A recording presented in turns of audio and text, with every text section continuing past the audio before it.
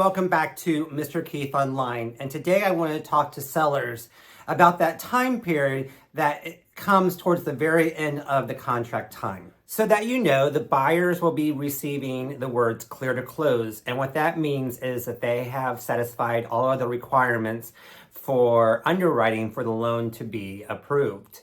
And so what happens then is the title company gets the information from the lender and they start balancing numbers. During that time, you will find that a closing disclosure will come to you, and they're just numbers to kind of help give you an idea of what is being charged, where the money is going, and at the very end of the day, how much money you're going to be getting for the close or for the sale of the house. Additionally, what will happen is the title company is going to ask for your lender so they know where to send the payoff for the current loan that you have on the house. And if you don't have a current loan, then you won't need to be worried about providing that.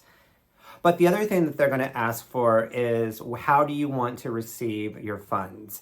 More than likely, they're going to ask you wiring directions and an account number to make sure that the funds are wired into the account of your choice.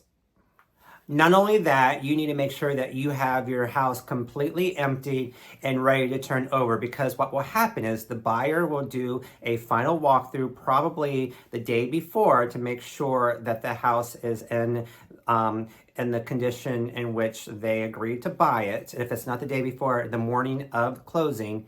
And so that means you have to make sure everything is completely out. You also need to make sure that you have all of your paperwork and keys and garage openers and key fobs and access cards or anything and everything that goes with the house. You should have that in one central location so that the buyer will be able to access it very easily. Again, your realtor will work with you to make sure that that happens successfully.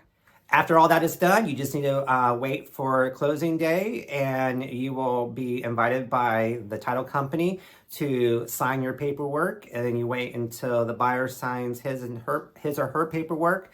And when that is done, you are finished with closing. Next week, we're going to talk about what happens there at closing time. So stay tuned. Until then, I hope you have a great day, and we will see you later.